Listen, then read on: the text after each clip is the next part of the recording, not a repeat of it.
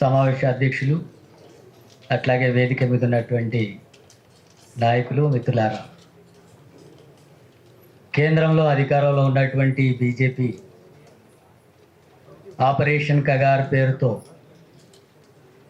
మావోయిస్టులంతా కూడా నిర్మూలిస్తామని చెప్పి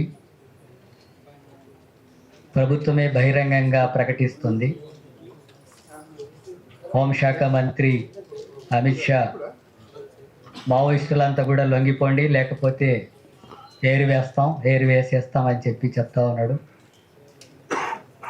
ఈ దేశాన్ని పరిపాలిస్తున్నటువంటి ప్రధానమంత్రి మోడీ దాన్ని పూర్తిగా సమర్థిస్తూ అన్ని రకాల చట్టబద్ధమైనటువంటివన్నిటిని కూడా పక్కకు పెట్టి ఒక నియంతృత్వ ధోరణితోన ఈ హత్యాకాండను కొనసాగిస్తుండడం అనేది జరుగుతుంది.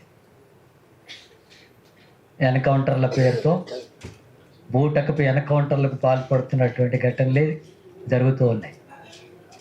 ఈ మధ్యకాలంలో జరిగినటువంటి హత్యలన్నీ మనం పరిశీలిస్తే ఎక్కడ కూడా ఎదురు కాల్పుల వల్ల పోలీసులు చనిపోయి నక్సలైట్లు కూడా చనిపోయారు అనేటటువంటి పరిస్థితి లేదు.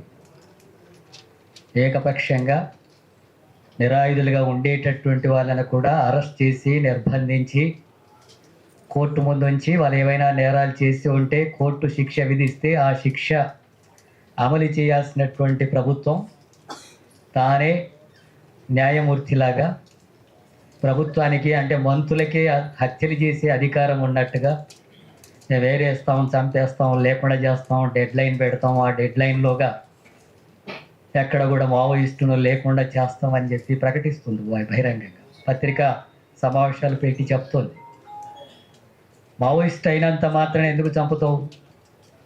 చంపే హక్కు నీకెవరిచ్చారు? నేరం చేస్తే కదా అరెస్ట్ చేయాల్సింది.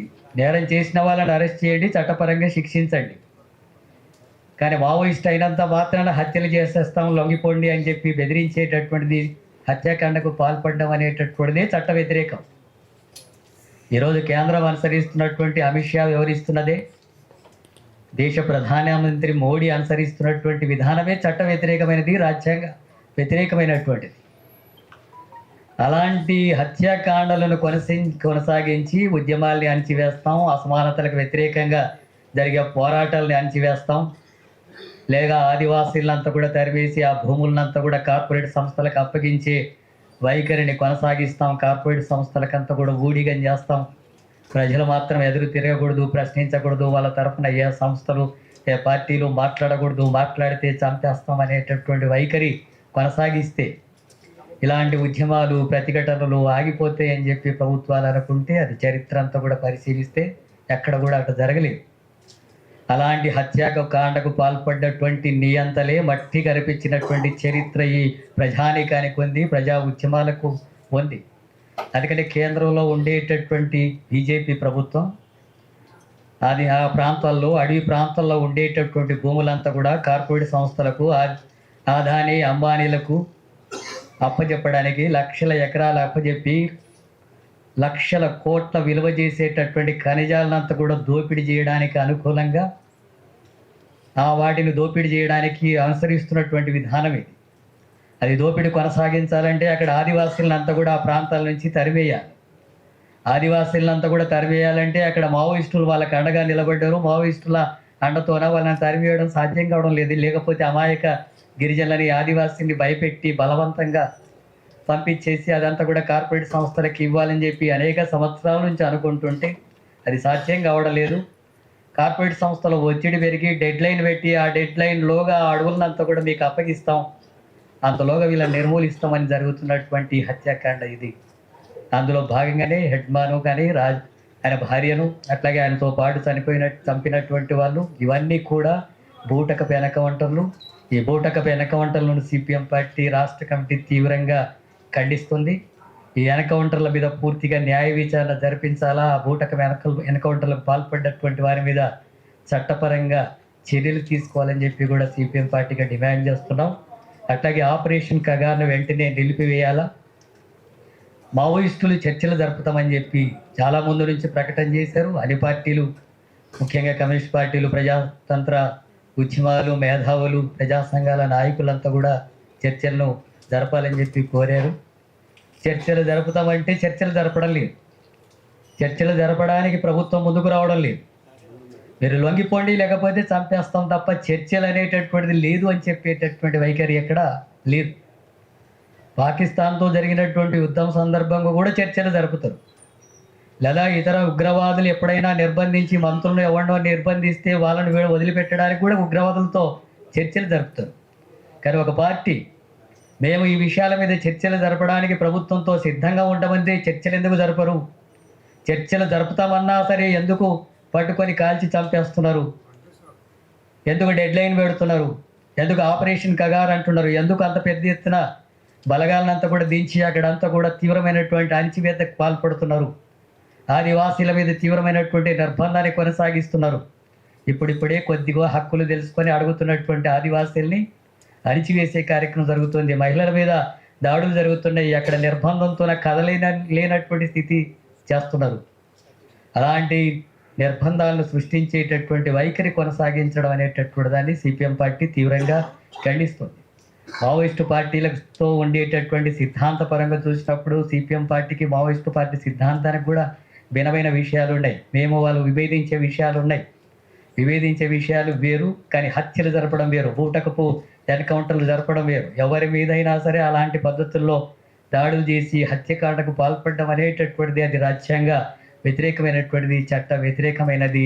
చట్ట వ్యతిరేకంగా ప్రభుత్వం వ్యవహరిస్తున్నప్పుడు, ప్రభుత్వాలే పాలకులే చట్ట వ్యతిరేకంగా వ్యవహరిస్తున్నప్పుడు, ఇక కోర్టులు కూడా దానికి సరైనటువంటి పద్ధతుల్లో స్పందించి న్యాయం చేయలేనటువంటి పరిస్థితి వస్తున్నప్పుడు ప్రజలే తగినటువంటి పద్ధతిలో తిరుగుబాటు చేస్తారు.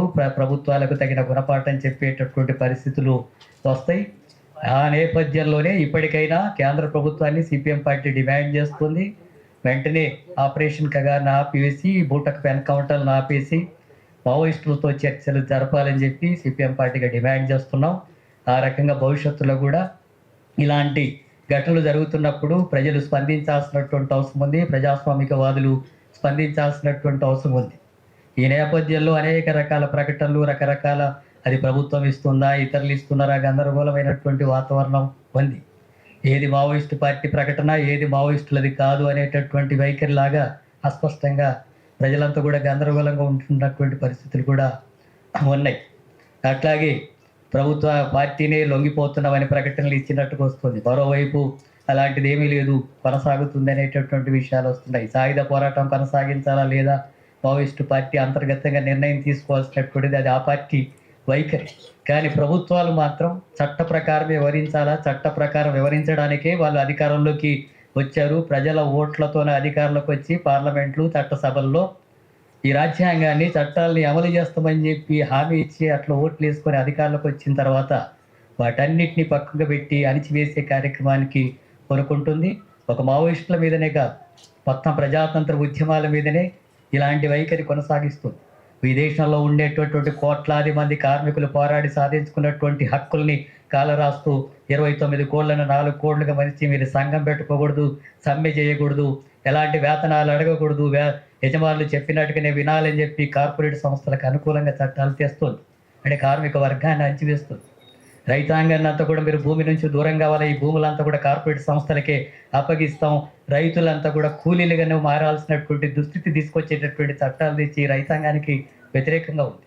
ఉపాధి కూలీల హక్కులు అమలు చేయడం లేదు, వాళ్ళకి నిధులు కేటాయించడం లేదు, పని కల్పించడం లేదు.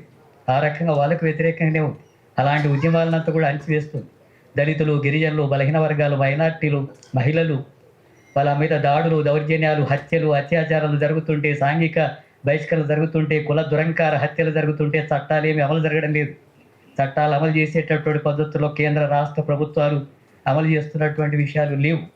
తీవ్రమైనటువంటి ఆర్థిక అసమానతలు పెరుగుతున్నాయి, సామాజిక అసమానతలు పెరుగుతున్నాయి, మతోన్మాద చర్యలు పెరుగుతున్నాయి. మరుధర్మ శాసనాన్ని ముందుకు తీసుకొచ్చే ప్రయత్నం జరుగుతుంది. రాజ్యాంగాన్ని నిర్వీర్యం చేసేటటువంటి వైఖరి కొనసాగుతుంది. రాజ్యాంగాన్ని నిర్వీర్యం చేసి మరధర్మ శాసనాలే అమలు జరుగుతున్నాయి.